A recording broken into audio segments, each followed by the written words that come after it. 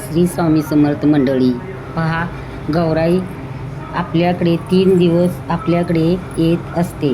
पहिल्या दिवशी गौराई आव्हान, दुसऱ्या दिवशी गौरी पूजन, तिसऱ्या दिवशी गौरी विसर्जन केले जाते. आजच्या व्हिडिओमध्ये गौराईचे दोरे किती घ्यायचे व गाठी किती घ्यायच्या याविषयी संपूर्ण सविस्तर माहिती सांगणार आहे. अगदी सोप्या पद्धतीने ते व गौराई विसर्जनाचा मुहूर्त 2 ऑगस्ट रोजी आहे. वेळ ही सकाळपासून रात्री 9:51 पर्यंत आहे. चला व्हिडिओला सुरुवात करूया.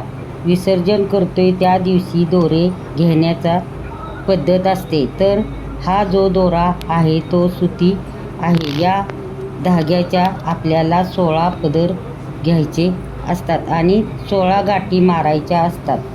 आणि सकाळी गौरीचे पूजन करून घ्यायचे, तिची आरती करून तिला हळदी कुंकू लावून घ्यायचे असते. त्याचनंतर दोरे घ्यायचे असतात. तर हे दोरे किती घ्यायचे असतात? 2 गौराईसाठी आणि घरामध्ये किती मुले आहेत तेवढे दोरे घ्यायचे असतात. काही ठिकाणी वेगळी पद्धत आहे. आमच्याकडे अशी पद्धत आहे. तुमच्याकडे जी पद्धत असते ती करा. आणि लागणारे साहित्य 5 झाडाचे 5 पालव्या, सुपारी, खारीक, बदाम, हळद, हळकुंड, फूल, दुर्वा, आघाडा हे दोरे, घरातील कुलश्रेणी, सुवासिनी हे दोरे घेतात. तर आपल्याकडं आपल्या आजूबाजूतील स्त्रिया 5 सुवासिनींना बोलवायचे. हे दोरे तिच्या पदरात घेत असतात. हे सर्व झाल्यानंतर तिला नैवेद्य म्हणून दही भात दाखवावा. हे दोरे हळदीच्या पाण्यात भिजवून घ्यायचे. गौरी विसर्जनाच्या दिवशी हे दोरे तिच्या डोक्यावर ठेवायचे असतात.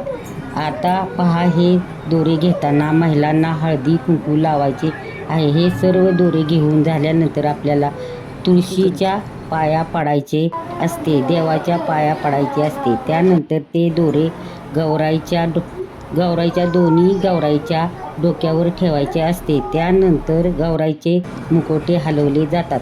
त्यानंतर गौराईचे विसर्जन करायचे आहे. तुम्ही पण अशाच पद्धतीने गौराईचे विसर्जन करा. व्हिडिओला लाईक, फॉलो करा.